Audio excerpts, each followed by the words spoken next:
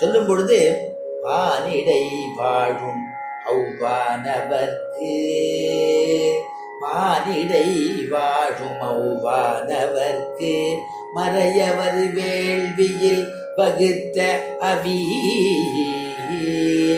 கானிடை திரிவதோர் நரி புகுந்து கடப்பதும் மோப்பதும் செய்வதொப்ப. இவ என்ன சொல்ற, ஆண்டாள் யஜ்யத்துக்குன்னு பண்ணதான ஒரு ஹவிஸ் இருக்கே, ஒரு ஹவிஸை வச்சிருப்பாள் யஜ்யத்துக்கு சமர்ப்பிக்கிறதுக்குன்னு, அதை ஒரு நாயோ நரியோ மூந்துடுத்துன்னா அது எப்படி அந்த தேவர்களுக்கு இழப்பமோ, அந்த தேவதை ஏத்துக்க மாட்டா இல்லையா? எந்த தேவதைகளுக்காக அந்த ஹவிஸை யஜ்யத்தை கொடுக்க போறியோ அந்த தேவதைகளை ஏத்துக்க மாட்டாளே. அதனால அவ எப்படி இழப்பமோ, அவளுக்கு இழப்பமோ இந்த ஹவிஸை அது மூந்துடுத்துன்னா அவளுக்கு எப்படி இழப்பமோ, அந்த மாதிரி கிருஷ்ணா வடபெருங்கோயில எடுத்து சொல்றா, அப்பா நீ வந்து என்னை விவாகம் பண்ணிக்கல, உனக்குன்னு இருக்கக்கூடிய நான் என்ன நீ விவாகம் பண்ணிக்காம மானிடவர்களுக்கு பேசிட்டார் எங்க அப்பா அப்படின்னா உனக்கு தான் இழப்போங்கிறான். கொடுத்துட்டான்னா மானிடர் கொடுத்துட்டா உனக்கு தான் எப்போ என்ன இழப்பம்னா, ஊனிடையாடி சங்கு உத்தமர்க்கென்று ஊனிடையாடி சங்கு உத்தமர்க்கென்று உன்னி தெளிந்த என் தடமுலைகள் மானிடவர்க்கு என்று பேச்சுப்படி வாழகில்லேன் கண்டாய் மன்மதனே. ஊனிடையாடி சங்கு ஊனிடையாடி சங்கு உத்தமர்க்கு, நான் என்னுடைய பிறவி எடுத்ததே கிருஷ்ணா நான் உனக்காகத்தான், அதனால உன்னிடத்துல நான் வந்துட்டேன். ஊனிடையாடி சங்கு உத்தமர்க்கென்று உன்னித்தெழுந்த என் தலைமுறைகள் மானிடவர்க்குன்னு பேச்சு வந்துடுத்துன்னா நான் உலகத்துல வாழ மாட்டேங்கிறான். அப்படியே ஆண்டாள் இருந்தா. அதே மாதிரி ஆச்சரியமாக ருக்மிணி பிராட்டியார் பிரார்த்திக்கிறா. ருக்மிணி பிராட்டியாரை சேர்த்து வச்சதும் ஒரு ஆச்சாரியன் பிராமணோத்தமரை சேர்த்து வச்சார், அந்த ஸ்லோகத்தை கொண்டு போய் கொடுத்து.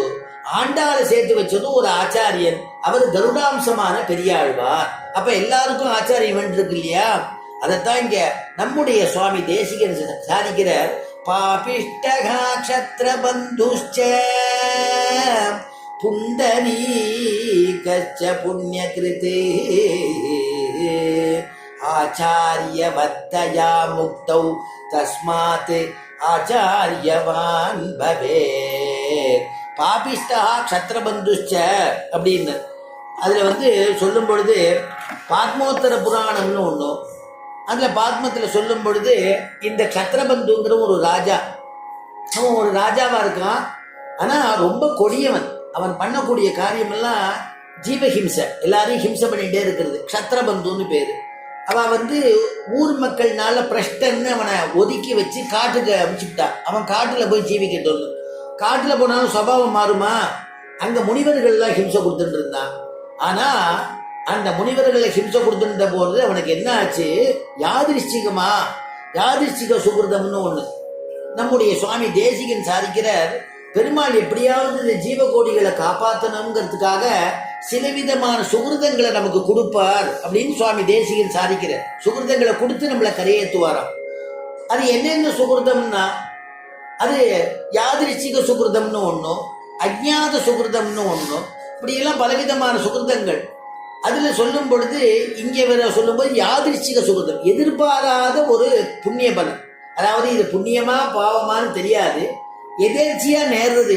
எதேர்ச்சியா நேர்ந்தது, புஷ்பம் கொண்டு கொடுத்தேன் அப்படின்னு சொல்றா இல்லையா ஒருத்தர். எதேர்ச்சியா நேர்ந்தது, அப்படியே பெருமாள் திவ்ய தேசம் சேவிச்சுட்டு போலான்னு வந்தேன் அப்படிங்கிறா இல்லையா? அந்த மாதிரி காஞ்சிபுரத்துல எழுந்தொழிருந்த ஒரு தம்பதிகள் ஸ்ரீமத் திருக்குழந்தையாண்டவன் சாதிப்பார். அங்க அவாத்துல கோசாலை இருக்கு, மாடு இருக்கு. காலம்பர கோணார் மாடு கறக்க வந்துட்டார். மாடு கொஞ்சம் சண்டித்தனம் பண்ணி அந்த முளைக்குச்சியை பிடிக்கிட்டு ஓடுறது. உடனே கோணார் சொல்றான், ஐயா சுவாமி உங்க வீட்டு மாடு வெறிச்சின்னு ஓடுறது, நீங்க பிடிச்சின்னு வாங்க, அப்புறம் நான் பால் கறந்துக்கிறேன்ட்டான், பால் கறந்து தரேன்ட்டான். இவரும் அந்த மாடு பின்னாடி இவர் ஓட, மாடு முன்னாடி ஓட, இப்படி ஓடின்னு பார்த்தா ஆச்சரியமா அந்த காஞ்சிபுரத்தில் கூடிய மாடு வீதி ஒரு பிரதட்சணை பண்ணின்னு வந்துடுத்தோம், கொட்டிலுக்கு வந்துடுத்தோம். மறுபடியும் அந்த கோணார் முளைக்குச்சி அடிச்சு அந்த மாட்டை கட்டி போட்டு பாலை கறந்தான். பெருமாள் நினைச்சாராம், அடே இன்னைக்கு ஒரு புண்ணிய காலமாச்சே, ஏகாதசி ஆச்சே, ஏகாதசி அன்னைக்கு இந்த பிராமணோத்தமர் வெங்கடேச ஐயங்கார் இப்படி மாட்டை பிடிச்சிட்டு மாட்டோட கோவோட சேர்ந்து பசுமாட்டோட சேர்ந்து ஒரு பிரதட்சணம் வந்துட்டாருன்னு புண்ணியத்தில் எழுதி வச்சாராம். யாதிருச்சிக சுகிருதம்னு பேர். அஜ்ஞான சுகிருதம்னு ஒன்று தெரியாது. புண்ணியம் தெரிஞ்சதோ தெரியாதோ எனக்கு தெரியாது. ஆனால் தெரியாமலே ஒரு புண்ணியம் கிடைக்கிறது. மொத்தம் மணச்சநல்லூர்லேருந்து புறப்பட்டானோ, இதுவும் திருக்குழந்தையாண்டவர் சாதிக்கிறது தான். மணச்சநல்லூர்லேருந்து புறப்பட்டு போனவன் எங்கப்பா போறேன்னு இன்னொருத்தன் கேட்டானாம். மதுரைக்கு பக்கத்தில் போகணும், தாண்டி போகணும்ப்பா. எப்படிப்பா நீ போக போற அப்படின்னா, இதோதான் இருக்கேப்பா திருவரங்கம், அதை தாண்டி போக போறேன். அதுக்கு தாண்டி போனது சோலைமலை வரும், சோலைமலையை தாண்டி மதுரைக்கு போற, அந்த பக்கம் அப்பால போகணும்னா அப்படின்னாராம். பெருமாள் எழுதி வச்சாராம், திருவரங்கன்னு சொல்லிட்டான். அதனால